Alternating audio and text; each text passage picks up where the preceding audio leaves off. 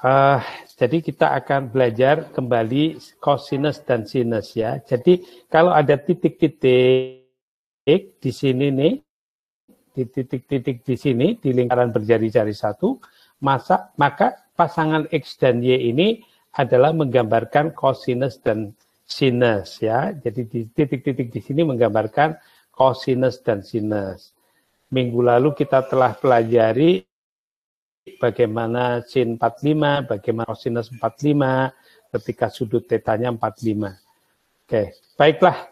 Kemudian secara umum kalau kita lihat segitiga yang ini ya, segitiga yang ini, maka Y-nya ini itu menggambarkan sinus Y-nya. Dan X-nya ini, panjangnya X kalau berjari-jari satu, menggambarkan cosinusnya. Sehingga cosinus theta itu adalah X. Dan X ini adalah perbandingan X dibagi 1. Perbandingan X dibagi 1. Karena lingkaran ini berjari-jari 1. Dan sinus tetanya itu adalah Y-nya, ya sisi yang di depannya sudut theta ini dibagi 1. Sehingga secara umum lalu, kalau kita memiliki segitiga dan sisi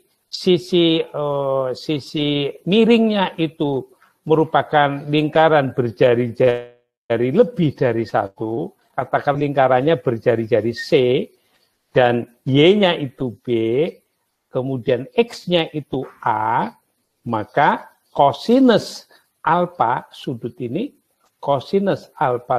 ini adalah menggambar A dibagi C, seperti X dibagi 1. Jadi A dibagi C.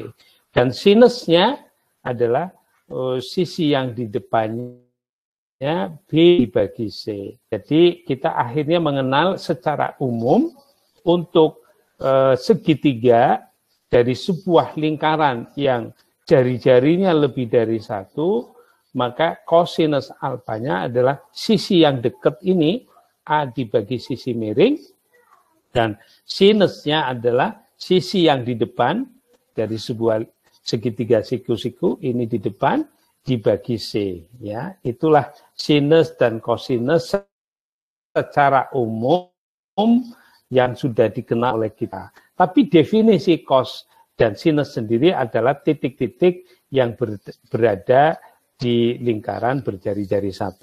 Ini secara umum ya, akhirnya ditemukan hubungan relasi antara segitiga, sudut, dan sisi-sisi untuk segitiga siku-siku. Baik, jadi ini cosinus alfa adalah A dibagi C, sin alfa adalah B dibagi C. Dan ABC ini berlaku dalil Pitagoras ya, bahwa A kuadrat ditambah B kuadrat tentu sama dengan C kuadrat ya. Baik, jadi misalnya ada contoh ya, ada segitiga, sisi B-nya belum diketahui, sisi datarnya 3, sisi miringnya C, maka kita bisa menentukan B ini dengan cara C kuadrat adalah A kuadrat ditambah B kuadrat, jadi 25 ditambah 25 sama dengan 9, B-nya, A-nya dikuadratkan 9 ditambah B kuadrat, maka B kuadrat bisa ditentukan dengan 25 kurangi 9 adalah 16, sehingga B-nya 4, karena B kuadrat 16 akarnya adalah 4 ya. Itu B-nya 4. Dari B yang diketahui kita bisa menentukan sinusnya sudut alfa ini adalah yang di depannya sudut, ini di depannya sudut, berarti B dibagi C, berarti 4 bagi 5, dan cosinus alfanya adalah 3 dibagi 5. Begitu ya. Nah, paham ya, Egi? Paham, Pak. Bisa? Oke, baik. Saya teruskan. Contoh kedua. Nah, misalnya ada sudut theta, beta, ini sudutnya beta, ini sudutnya adalah theta, ya. B-nya 12, A-nya 5, C-nya kita tidak tahu. Maka kita bisa menentukan C dengan dalil Pitagoras bahwa C kuadrat itu adalah A kuadrat ditambah B kuadrat. A kuadratnya berarti 5 dikuadratkan, B kuadratnya berarti 12 dikuadratkan. Oke, ini 25, yang ini 144. Ya, penjumlahannya akan kita dapatkan 169. C kuadrat 169, maka C-nya akarnya 169 ya. Akarnya 169 itu 13. Jadi C-nya ini 13. Nah, kalau kita ditanya sin beta, beta ini di sini ya, hadapannya adalah 12. Berarti di hadapan beta ini sisinya adalah 12. Maka sin beta adalah 12 dibagi 13. Sin theta berapa? Sin theta. Sin theta itu sudut yang tetanya sendiri di sini. Di hadapannya dia adalah sisi A ini. Ya, berarti 5 dibagi 13. Bagaimana cos beta? Beta adalah di sini betanya. Cosnya sisi yang dekat dia adalah 5. Berarti 5/13. Berapakah cos theta? Cos theta, tetanya di sini. Sisi yang dekat dengan theta, ya, ini sisi yang dekat dengan theta adalah 12. Maka cos tetanya adalah 12 dibagi 13. Begitu ya, sinus, cosinus pada segitiga siku-siku yang sisi-sisinya sudah kita tentukan, maka kita bisa menghitung sinus, cosinus pada masing-masing sudut di segitiga itu. Oke, sampai di sini paham ya? Paham, Pak. Alhamdulillah, Pak. Paham, baik, saya lanjutkan. Oke. Fungsi trigonometri yang lain selain cos dan sin itu ada tangen ya. Tangen itu sinus alfa dibagi cos alfa. Kotangen alfa itu cos alfa dibagi sin alfa. Atau kotangen itu sepertangen. Jadi ini berarti sama saja dengan sepertangen tangen alfa. Sekan alfa adalah seper cos alfa. Kosekan alfa adalah sepersin alfa. Nah, kalau pada segitiga tadi, ya misalnya Pak Hermanu punya A, ini C, tadi ini B, ini alfa, maka tangen alfa, karena tangen alfa itu sin alfa dibagi cos, jadi sinusnya sendiri, ini sinus alfa dibagi cos alfa. Sinus alfa kan kemarin tadi kita sisi yang di depan ya, B dibagi C dibagi cosnya adalah sisi yang dekat dibagi sisi miring. Dengan demikian ini C-nya bisa hilang sehingga B dibagi A. Jadi B dibagi A itu adalah tangen alfa. Ya. Kotangen alfa tentu saja karena kotangen itu kebalikannya tangen alfa, tangan kebalikannya tangan alfa, maka dengan demikian ini sama saja dengan A dibagi B. Jadi A dibagi B ini adalah kotangen alfa. Lalu sekan apa, Pak? Sekan alfa itu sepercos ya, sepercos. Cosinusnya adalah A per C. Cosnya A per C berarti C per A. Kosekan alfa adalah sepersin B per C, sinnya berarti kosekan alfanya adalah C per B. Begitu mengenal fungsi trigonometri selain cos dan sin. Contoh misalnya ini. Oke, ini contoh untuk menentukan sekan beta, sekan theta, tangen beta, dan kotangen theta. Baik, ini C-nya tidak kita ketahui. Sisi A-nya 5, sisi B-nya 12. Tadi kita sudah cari, maka C-nya tentu pasangan 5, 12 itu 13, gitu ya. Sehingga secant solusinya, maka secant beta, oke, secant beta itu berarti kebalikannya cosinus. Berarti berapa secant betanya? 13/5. Secant betanya 13/5. Good. Baik, secant betanya 13/5. Secant tetanya, oh teta di sini loh ya, sisi yang dekat ini 12. Berarti apa? 13/12. Per 13/12. Oke, baik, kebalikannya cos theta ya. Lalu tangen beta, tangen beta, ini tangen beta, sisi yang tegak dibagi sisi yang datar berarti 12/5, sedangkan kotangen tetanya, kotangen teta ini ya, tetanya ya.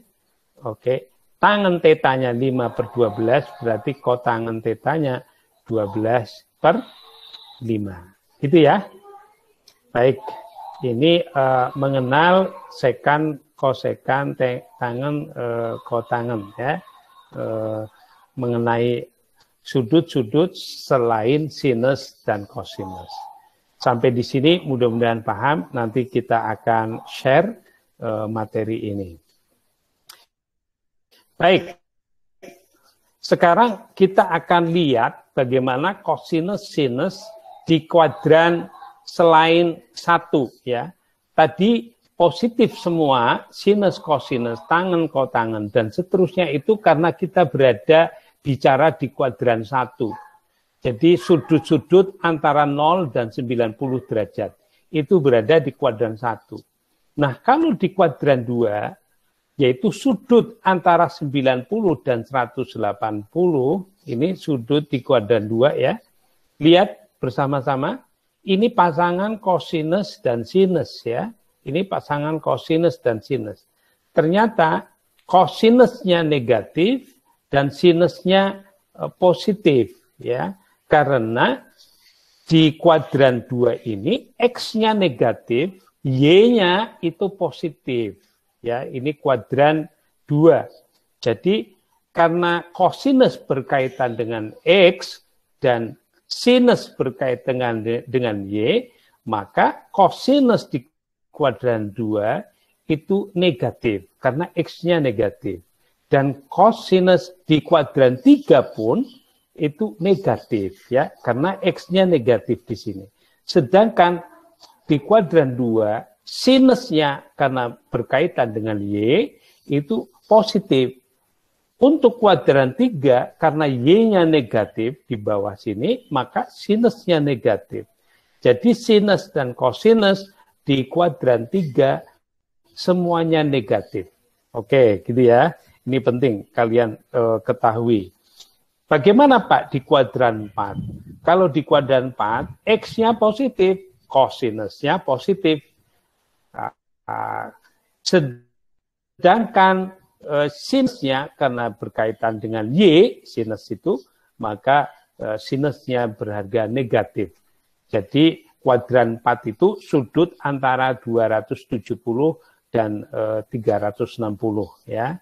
Sedangkan kuadran 3 180 dan 270. Sehingga penting mengetahui positif negatif itu berkaitan dengan letak sudutnya itu berada di kuadran berapa gitu ya. Tidak boleh kita hanya menentukan positif semuanya sementara dia berada di kuadran 2 atau kuadran 3 maupun kuadran 4. Baik, oleh karena itu penting diketahui oleh kita negatif, positif suatu hasil sudut sinus trigonometri atau kosinus di trigonometri maupun fungsi-fungsi trigonometri lain itu berkaitan dengan kuadran ya. Tapi nilai angkanya itu kita bisa menggunakan dalil Pitagoras. Jadi contohnya seperti ini, Mas ya.